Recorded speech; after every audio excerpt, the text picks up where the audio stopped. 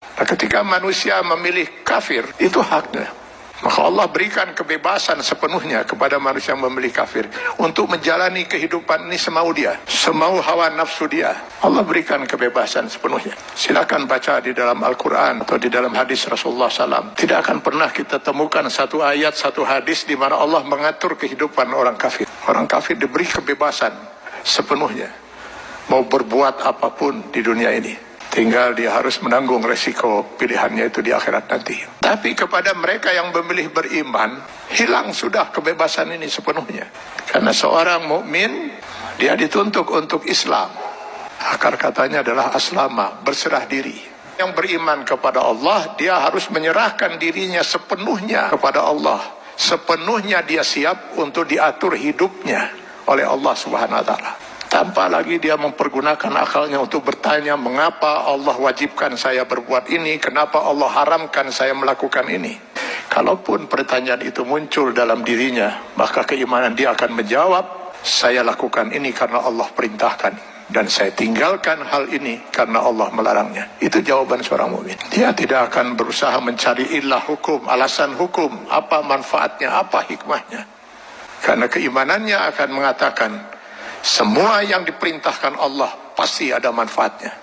Dimengerti atau tidak dimengerti oleh akal dia. Semua yang dilarang Allah pasti ada mudaratnya.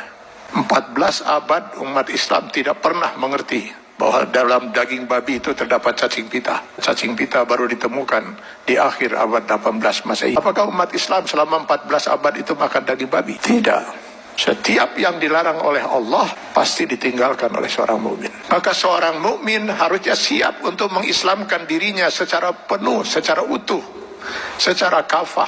Maka kepada orang yang memilih beriman itu Allah menyeru, ya ayyuhallazina amanu dukhulu fis silmi kafah.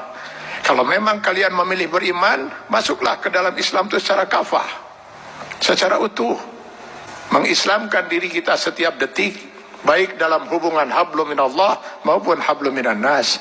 Itulah sebabnya Allah menurunkan 6.666 ayat Al-Quran, yang sebagian dari ayat Al-Quran ini dijelaskan oleh kurang lebih 5.000 hadis Rasulullah SAW.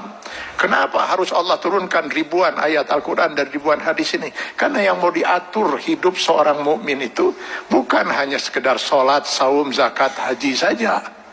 Seluruh kehidupan dia per detik, mulai dari masuk WC, keluar WC, sampai mengatur kehidupan bermasyarakat, bernegara. Ini kalau dia mau milih beriman.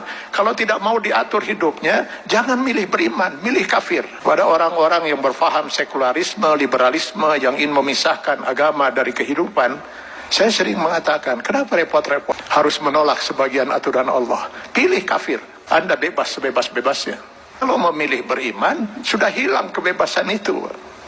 Dan pilihannya hanya satu di antara dua. Memilih kafir atau memilih beriman. Memilih beriman konsekuensinya kita sudah harus Islam. Mengislamkan diri kita, menyerahkan sepenuhnya diri kita untuk diatur hidup kita oleh Allah Subhanahu wa Ta'ala. Karena itu setiap orang mukmin sadar betul bahwa selamat tidaknya dia termasuk orang yang ditangisi oleh tidak oleh Rasulullah SAW. Dia harus bisa mengislamkan dirinya setiap saat. Karena yang nanti akan dimintai pertanggungjawaban di yaumil akhir bukan hanya sebatas sholat, zakat, saum, haji saja, tapi seluruh kehidupan dia per detik. Mudah-mudahan ini bisa menjadi bahan muhasabah bagi kita semua. Kita islamkan diri kita secara kafah dalam batas kemampuan yang mampu kita lakukan. Karena Allah tidak akan menuntut kita di luar kemampuan kita. Semoga kita bukan termasuk orang yang ditangisi oleh Rasulullah SAW.